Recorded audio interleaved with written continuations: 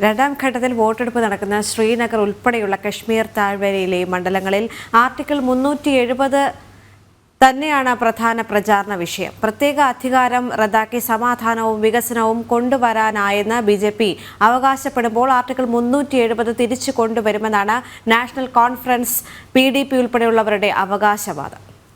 വിവരങ്ങളുമായി കശ്മീരിൽ നിന്ന് ജിഷ്ണു കൃഷ്ണനൊപ്പം ചേരുന്നുണ്ട്. കഴിഞ്ഞ ദിവസം പ്രധാനമന്ത്രി പറഞ്ഞത് ആർട്ടിക്കിൾ 370 ആർക്കും തിരിച്ചു കൊണ്ടുവരാൻ കഴിയില്ല എന്നാണ്. അത്രയേറെ ആത്മവിശ്വാസമാണോ BJPക്ക് അവിടെ? ജിഷ്ണു.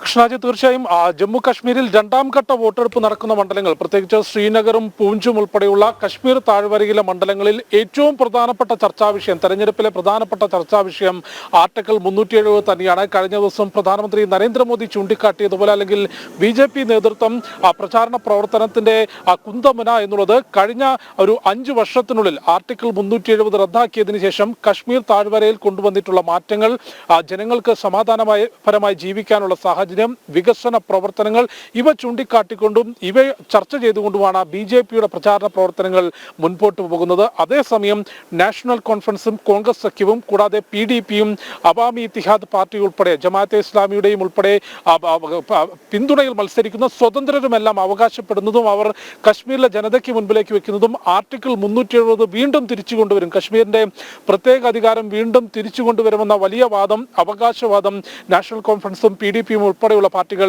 ജനങ്ങൾക്ക് മുൻപിലേക്ക് വെക്കുന്നുണ്ട്. അതുകൊണ്ട് തന്നെ വലിയ ചർച്ചാ വിഷയമാണ് ആർട്ടിക്കിൾ 370. ഞാനിപ്പോഴുള്ളത് ശ്രീനഗറിലാണ്. ശ്രീനഗറിൽ പുരാതനമായ ശങ്കരാചാര്യ ക്ഷേത്രത്തിലേക്ക് പോകുന്ന വഴിയിലാണ്. നമ്മുടെ ലൈവ് ബാഗ് ഉൾപ്പെടെയുള്ള സംവിധാനങ്ങൾ ക്ഷേത്രത്തിനകത്തേക്ക് പ്രവേശിപ്പിക്കാൻ അനുവാദമില്ല. അതുകൊണ്ടാണ് ഈ ക്ഷേത്രത്തിന് അടുത്ത് നിൽക്കുന്നത്. കൂടാതെ ഇവിടെ നിന്ന് കഴിഞ്ഞാൽ നമുക്ക് ദൽ ലേക്കിന്റെ വിശാലമായൊരു വ്യൂ കൂടി കാണാൻ സാധിക്കും. നമ്മൾ ലൈവിന് എവിടെ ഫ്രെയിം വെച്ചാലും അതിസുന്ദരമായ കാഴ്ചകളാണ് നമുക്ക് കശ്മീരിൽ കാണാൻ സാധിക്കുക. ഭൂമിയിലെ സ്വർഗം എന്നൊക്കെ വിശേഷിപ്പിക്കപ്പെടുമ്പോഴും ഒരു 10 വർഷങ്ങൾക്ക് മുൻപ് ജമ്മു കാശ്മീരിലെ സാഹചര്യം എന്തായിരുന്നു, അതിനുശേഷം ഈ ഒരു 2024 ജമ്മു കാശ്മീരിലെ സാഹചര്യം എന്തായിരുന്നു എന്നുള്ളത് കൃത്യമായി ഇവിടെ യാത്ര ചെയ്യുന്ന സഞ്ചാരികൾക്ക് മനസ്സിലാക്കാൻ സാധിക്കും. മുൻപ് അത്രയധികം സുന്ദരമായ ഒരു പ്രദേശത്തേക്ക് എത്തുമ്പോൾ പോലും കാണാൻ മാത്രമായിരുന്നു സുന്ദരം, ഇപ്പോൾ ജീവിക്കാനും പോകാനുമൊക്കെ സുന്ദരമായൊരിടം.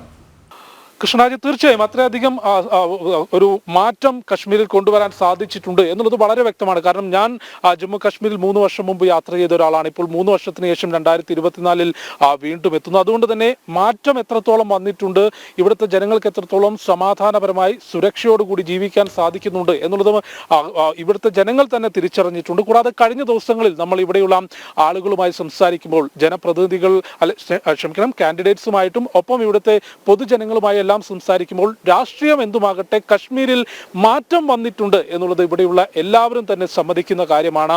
ആ മാറ്റത്തിൽ നിന്നുകൊണ്ടാണ്, അത് വലിയ രീതിയിൽ പ്രചരിപ്പിച്ചുകൊണ്ടാണ് BJPയുടെ പ്രചാരണം മുൻപോട്ട് പോകുന്നത്. കഴിഞ്ഞ ദിവസം ശ്രീനഗറിൽ പ്രധാനമന്ത്രി നരേന്ദ്രമോദി പ്രചാരണ പ്രവർത്തനത്തിനെത്തിയിരുന്നു. കശ്മീർ താഴ്വരയിൽ പ്രധാനമന്ത്രിയുടെ ആദ്യത്തെ തെരഞ്ഞെടുപ്പ് റാലിയായിരുന്നു. ആ റാലിയിൽ അദ്ദേഹം ചൂണ്ടിക്കാട്ടിയത് തന്നെ ഇനി ഒരിക്കലും ജമ്മു കാശ്മീരിൽ ആർട്ടിക്കിൾ 370 തിരിച്ചു വരില്ല എന്നും ഭീകരവാദത്തെ വേരോടെ പിഴുതെറിയാൻ മോദി സർക്കാരിന് സാധിച്ചു.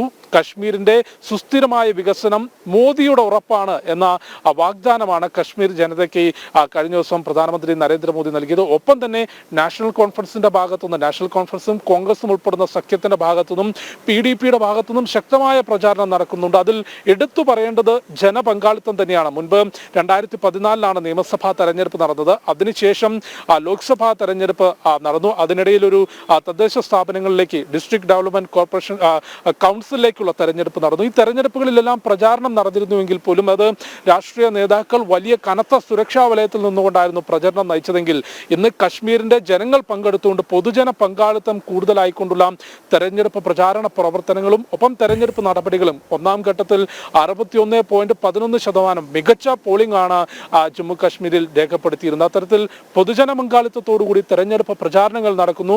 വോട്ടെടുപ്പിൽ മികച്ച പോളിംഗ് രേഖപ്പെടുത്തുന്നു. രണ്ടാം ഘട്ട പോളിംഗ് നടക്കാനുള്ളത് ഈ മാസം 25-നാണ്. ശ്രീനഗറും പൂഞ്ചും ഉൾപ്പെടെ കശ്മീർ താഴ്വരയിലെ ചില മേഖലകൾ കൂടാതെ ജമ്മുവിലെയും ഉൾപ്പെടെ 26 മണ്ഡലങ്ങളാണ്. ജമ്മു കാശ്മീർ എന്ന് പറയുമ്പോൾ വെടിവെച്ചുകളുടെ അല്ലെങ്കിൽ ഭീകരതയുടെ ഒരു നാട് മാത്രമായി കണ്ടിരുന്ന നമ്മൾ ഇന്ന് കാണുന്നത് ജമ്മു കാശ്മീർ എന്ന് പറയുന്ന ഒരു പോപ്പുലറായ ടൂറിസ്റ്റ് സ്പോട്ട്, ഏറ്റവും സമാധാനത്തോടുകൂടി അല്ലേ കഴിയാൻ സാധിക്കുന്ന ഒരു സ്ഥലമായി ജമ്മു കാശ്മീർ കാണാനും കഴിയാനും നേരത്തെ നമ്മൾ പറഞ്ഞു വന്നത് ശരി.